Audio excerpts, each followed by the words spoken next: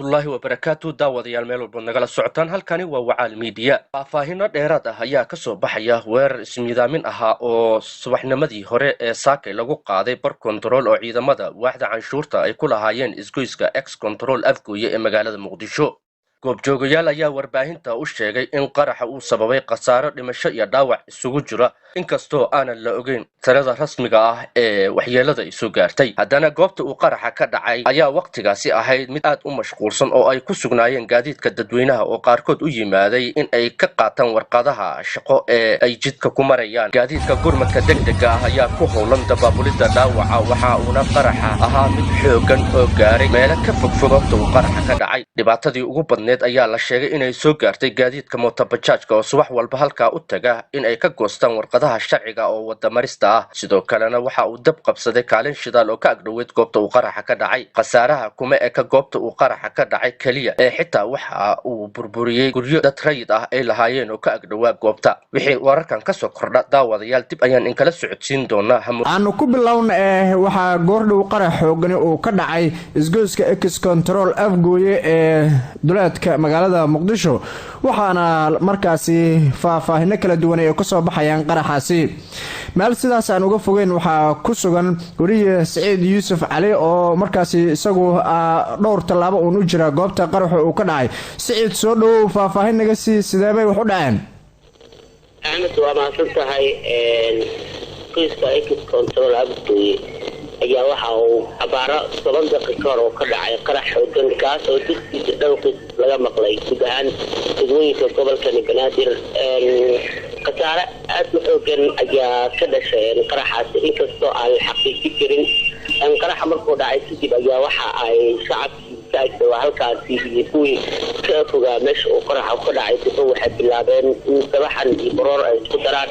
inkastoo aan la xaqiijin karin ani ahaan inta aan liiga ku arkay afar qof oo dhaawac ayaan arkay oo aan xaqiijin karin qaarkood xataa imika lala gaaray isbitaaladii loola cararay waayahay ilaa hadda waxaa gubanaya oo olol iyo isku daraya gawaari ka agteed halkaasi iyadoo dadka ka agdhow goobta uu qaraxa ka dhacay oo aan la xiriiray sheegeen in qaraxa uu ahaa gaari waxyaabaha qaraxa laga soo buuxiyey oo goobta ku qarxay mid ka mid ah dadka goobta ku sugan oo aan la hadla waxa uu sheegay in isiga ahaan oo qaraxaasi soo gaaray dhaawac fudud waxauna sheegay in dad badan meesha ay ku dhinteen waxyeello uu ka soo gaaray qaraxaasi oo aan la xaqiijin karin balse waxa uu sheegay in qaraxa uu aad u xoogan dhibaatana u geystay goobihii ka agdhawaa ee ganacsiga inkastoo uusan sheegin in markii qaraxa uu dhacay kadib halkaasi ay ku kala xireen uusan xaqiijin karin khasaaraha dhabta halkaasi ka Saciid dadka ka agdhaweysayeen aad waya Saciid waxaad sharaxaad naga siisaa qarax wuxuu dhacay xilli dadku ay goobahooda ganacsiga iyo waxbarashadooda ay u soo socdeen marka sharaxaad dheeraad waxaad naga siisaa goobta qaraxa uu ka dhacay waa xagee ma ex control afgooye halka controlka ciidamada dawladda u yaala mise waa meel ka fog qiyaas intee la eg bay u jirtaa isgoyska Ahmed waa maasantahay ex control afgooye ayaa ka dhacay qaraxa meel hore qarax oo hadda ka hor ooga dhacay oo ku yaal isgoyska oo meel goomiste ولا لو مسك فيها على وأنا قرح ما أوصل أول وين بونتيجا إذا ما الدولة كل ينال كاسي إنك سو قاريجا ماشي قرح مال أحمد بدن أو سنة لجرا ورد البكارة السوق ولا وابتدأ لجرا رأيه إن ذكر هذا يقبضين إنك سو على حقيقة بكارة جيتك القرح هالك لو قلت لك على بلكن ورد هالك تكون ذكر عيني كوبي كنعسي oo imikadaasi albaabada loo fura ayaa dadkii ku sugnaayay dadkii halkaasi ku ganacsanayay kuwii kale oo ku dukaamaysanayay ay waxyeelada inta badan ay soo gaartay ayaa waxaad arkaysaa iyagoo la ilmeynayo qaar ka mid ah eheladooda ee walow ay ka qabaan in qaraxaasi waxyeelo ka soo gaaro waaya aad iyo aad ayaad u mahadsan tahay Saciid inuu ahaa gaari walxa qarax laga soo buuxiyay xilliga qaraxa u dhacayna waxaa goobta ka socotay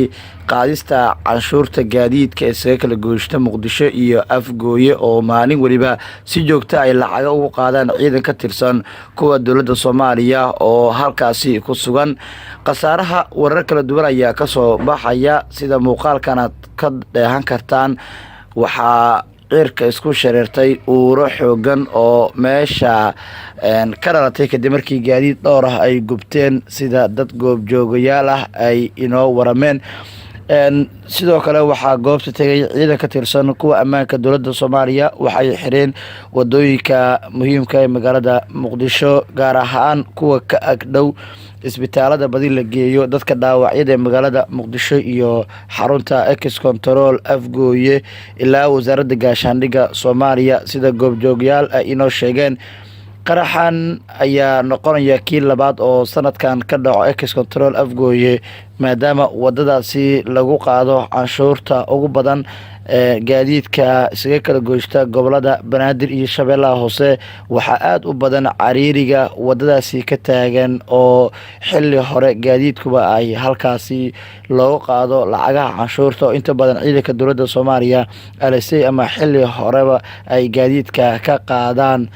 lacagaha canshuurta ah halkaasina fayl ay ugu jireen sida dad goobjoogayaal ah ay inoogu warameen sida saraakiisha dawladda Soomaaliya ma jiro war ka soo baxay hase yeeshee waxaa lagu wadaa in hay'adaha amniga dawladda Soomaaliya ay war ka soo saaraan sida taliska booliska oo badi ka hadla dhacdooyinka caynkan oo kala waxaana weerarkan mid la mid ah oo ka dhacay Ex-Control Afgooye horey isla sanadkan sheegtay al-shabaab qasaaraha ilaa iyo iminka lama hubo inta uu gaarsiisan yahay balse waxaa jira dhimasho iyo dhaawac ka dhashay qaraxan oo dadka soo gaaray ay isugu jiraan qaar ka mid ah ciidankii goobta ku sugnaa iyo waliba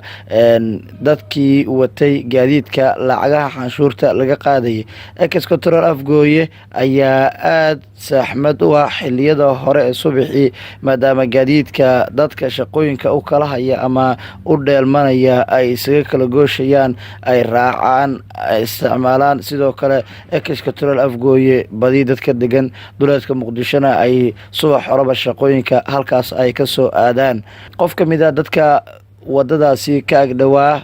ayaa inoo sheegay in qaraxa markii uu dhacayay goobta ay ku sugnaayeen gaadiid badan kuwaas oo muuqaalka idinkaga muuqda uurada baxaysa